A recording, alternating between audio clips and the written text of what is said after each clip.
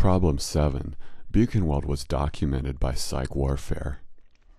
There are various intelligence departments that follow the troops into a defeated country and document what they find for future generations. The psych warfare department is not one of them. Psych warfare is more about lying to the enemy in order to manipulate them. To pick from the many examples, we go to the book Psych War, written by a psych war department captain shortly after World War II.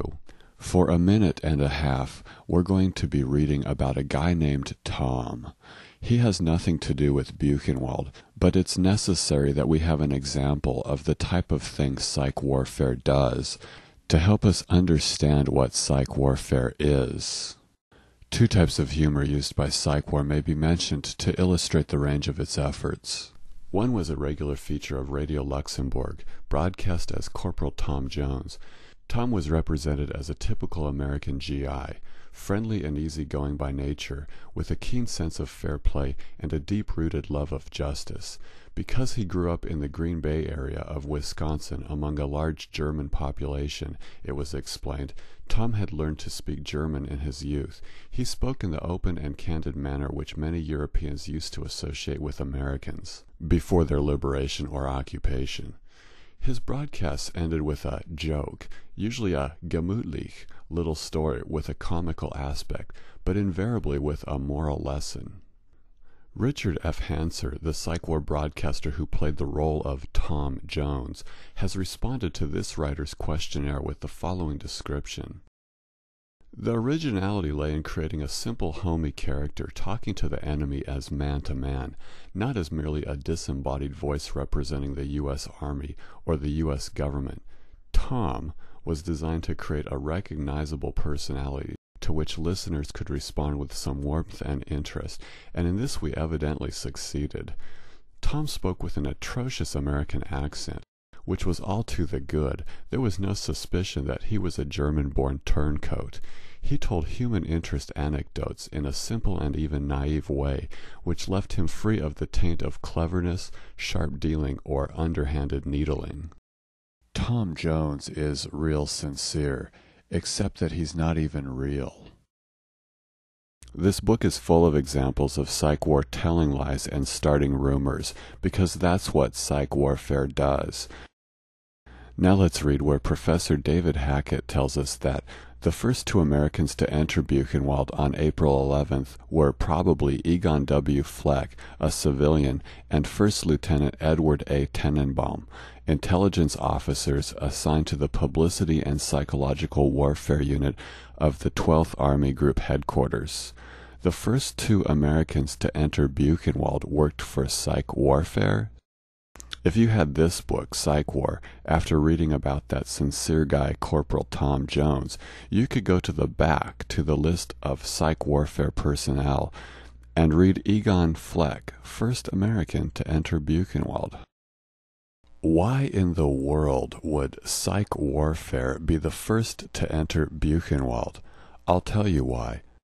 So they could plant objects like two shrunken heads and tattooed skin as part of a plan which involved making a short film directed by Billy Wilder.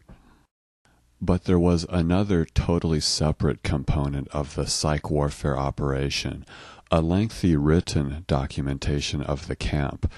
David Hackett's introduction to this documentation tells us that the person in charge of documenting Buchenwald wasn't just a member of psych warfare, but was a German Jewish member of psych warfare, which might create some conflict of interest objectivity issues. Hackett writes that Albert G. Rosenberg was born into a well-to-do German Jewish family in Göttingen and had attended the University of Göttingen before emigrating to the United States in 1938. He enlisted in the army and was lucky to get into psych warfare where there is no chance of getting killed in battle.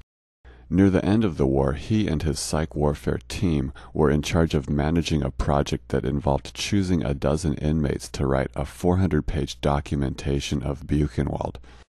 There's a picture of Rosenberg's team in the book Psych War under the cheeky title Kampfgruppe Rosenberg, which means Battle Group Rosenberg. Rosenberg isn't in the picture, though.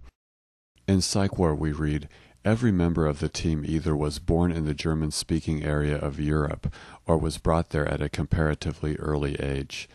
The report which they had the inmates create was written in German but never published. 50 years later, Professor David Hackett translated this documentation into English and added an introduction and footnotes, which is this book, The Buchenwald Report. Although it was never published back then, the top Buchenwald inmate who worked under Albert G. Rosenberg to create it, Eugen Kagen, was commissioned to rework it into a readable paperback book for the German population.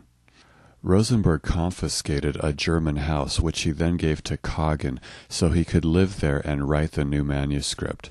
The house was conveniently located just 2 miles from the new Psych Warfare Department headquarters, which had now changed its name to Information Control. Here's what Professor David Hackett says about Kagen's book called Der SS Staat. His book will no doubt be a lasting legacy. As the first major study, it directly and indirectly influenced all later literature on Nazism, the SS, concentration camps, and the Holocaust. It is still one of the most frequently cited works in the field. To summarize, the Buchenwald psych warfare operation made history, emphasis on made. Besides the significant media coverage, 2 pieces of media came out of it: a book written by Eugen Kagen and a short movie directed by Billy Wilder.